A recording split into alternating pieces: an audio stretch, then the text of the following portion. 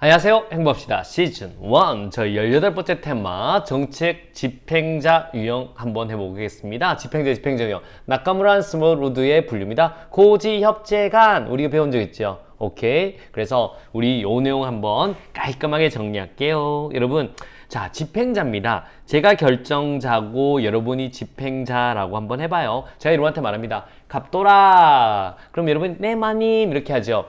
을돌이 병돌이랑 오케이 포구까지 걸어가서 포구에서 배를 타고 내려서 오른쪽 골목 두 번째로 가서 이판서되게 쌀 100석을 갖다 주어라. 예 마님 이라고 갖다 줘요. 여러분은 그러면 그때 누구냐? 집행 고전적 기술 자형의 집행자가 되는 겁니다. 아시겠습니까? 이렇게 보셔야죠. 여러분은 고전적 기술 자형의 집행자가 되는 거예요. 제가 구체 목표를 수립했죠.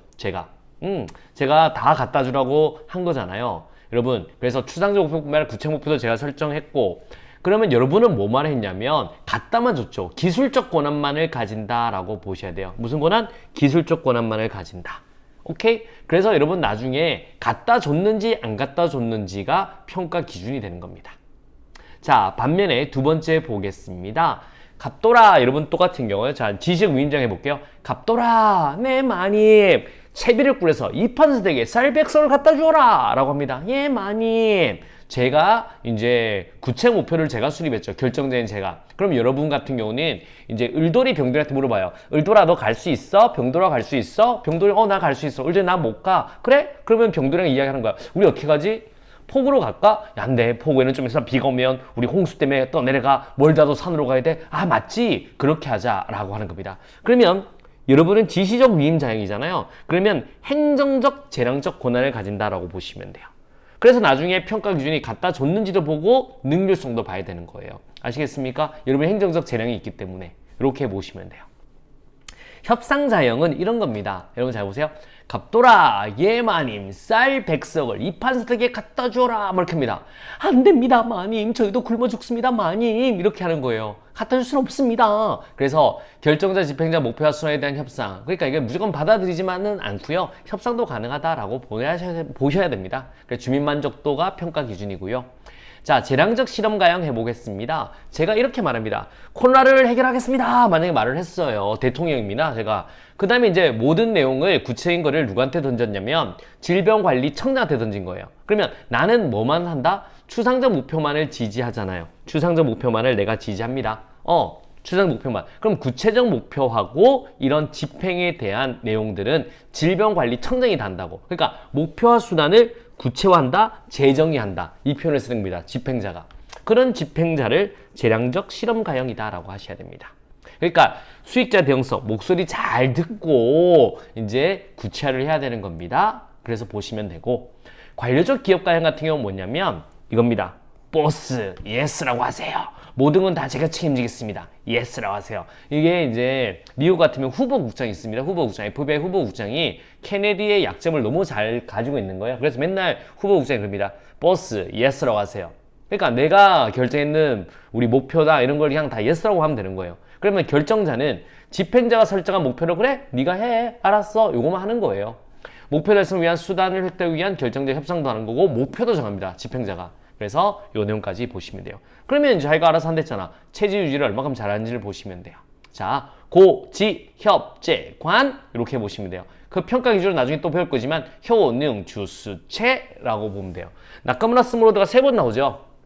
처음에 결정하기 전에 실현 가능성과 소망성에 나옵니다. 효능 대응로. 그 다음에 이제 우리 집행자에서 고지협재관, 평가에서 효능 주수체가 나온다라고 보시면 되겠습니다. 이 내용들 머릿속에 넣어두시고요. 바로 문제 1번부터 가보도록 하겠습니다. 나카무라와 스모루드의 정책 결정자와 집행자의 관계에 따른 정책 집행 유형에 대한 설명으로 옳지 않는 것은요. 하나씩 끌고 갈게요. 고전적 기술자입니다. 고지협자간에서 고전적 기술자형은 정책 결정자가 뭐를 설정해요? 결정자가 구체 목표를 설정하죠. 그러면 집행자는 목표를 지지하고 목표에 들어가기 위한 어떤 수단? 기술적인 수단만을 강구한다. 딩동댕동 맞습니다. 자, 고지협재관, 재량적 실험관이요. 오케이. 자, 재량적 실험가형은요. 오케이. 정책 결정자가 추상적 목표를 설정해요. 추상적. 나머지는 다 집행자가 구체랍니다. 그러니까 정책 집행자는 정책 결정자를 위해 목표와 수단을 명확하게 한다, 구체화한다 라는 것. 딩동댕동 되겠습니다.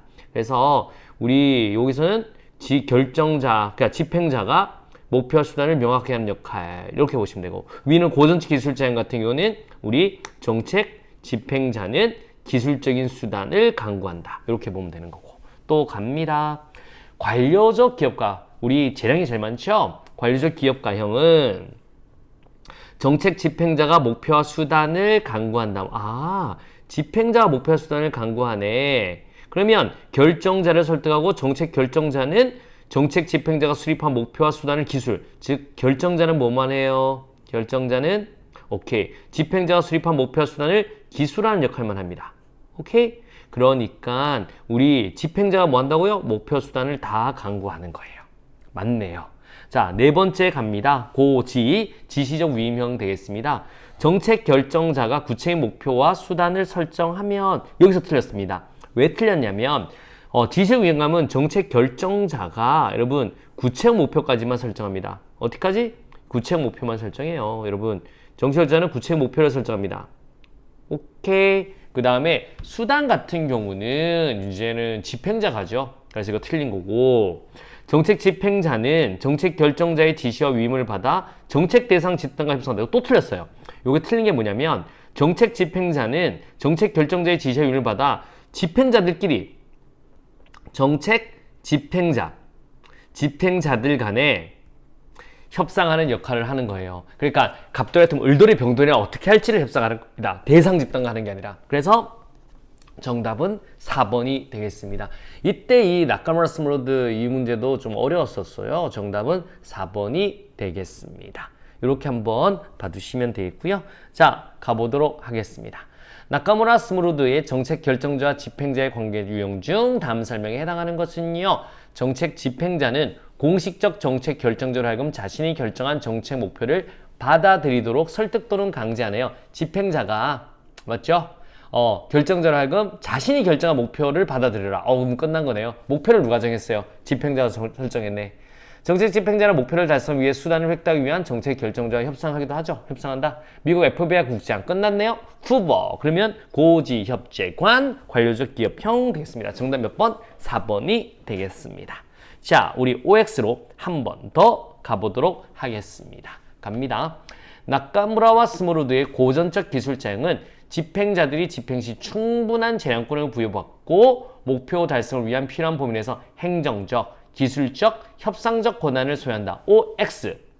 X 되겠습니다. 그럼 뭘 바꿔야 될까요? 고전적 기술자형이 아니라 뭐예요? 여러분 여기서 키워드는 행정적, 기술적, 협상적 권한. 특히 그 중에 행정적으로 보셔야 됩니다. 뭐요? 지시적 위임가형 되겠습니다. 지시적 위임가. 딱 이렇게 머릿속에 넣어두셔야 돼요. 그래서 여기서 보면 지시적 위임자형, 행정적 재량을 가진다라고 보시면 되겠습니다.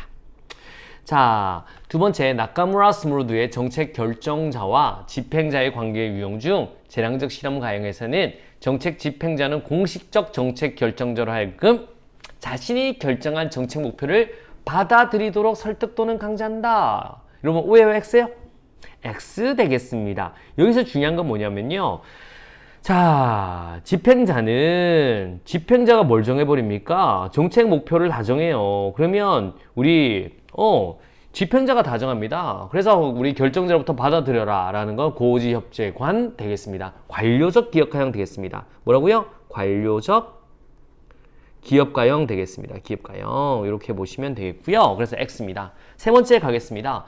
나카무라와 스무로드가 제시한 가장 광범위한 재량을 갖는 정책 집행자의 유형은 재량적 실험이다. 오예요? X요?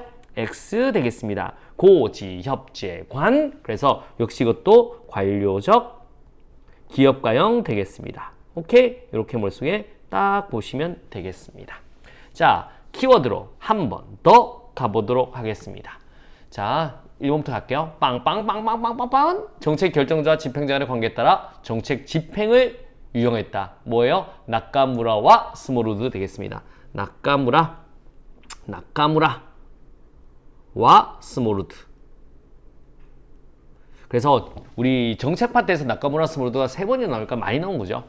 고전적 기술자형은 정책 결정자가 구체 목표를 설정하면 정책 집행자는 그 목표를 지지하고 목표 달성을 위한 무순적인 수단을 강구하는 역할을 담당한다. 물론 고지협재관 제일 첫 번째죠. 그러면 기술적인 수단을 강구한다 라고 하셔야 됩니다. 무슨 수단? 기술적인 수단을 강구한다 라고 보시면 되겠습니다.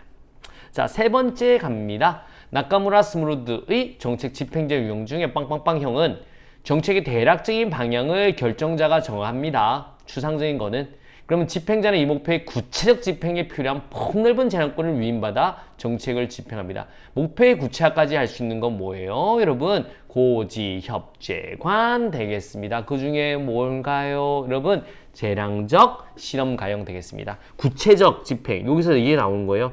그 다음에 우리 집행자, 대략적인 방향을 결정자가 정한다. 여기서 딱 보면 고지협재관, 재량적 실험가형이 되겠습니다. 실험가형. 그래서 키워드를 딱 잡아내시면 훨씬 더 편하다라고 보시면 되겠습니다. 재량적 실험가형 되겠습니다. 자, 어렵지만 요 사례를 통해서 머릿속에 딱 한번 집어넣으면 여러분 굉장히 생각보다 문제 나오면 잘 맞출 수 있다. 고지협재관, 효능주수체 이렇게 머릿속에 딱 넣어두겠습니다. 자, 여러분 굉장히 고생하셨고요. 내일 19번째 테마에서 찾아뵙도록 하겠습니다. 수고하셨습니다.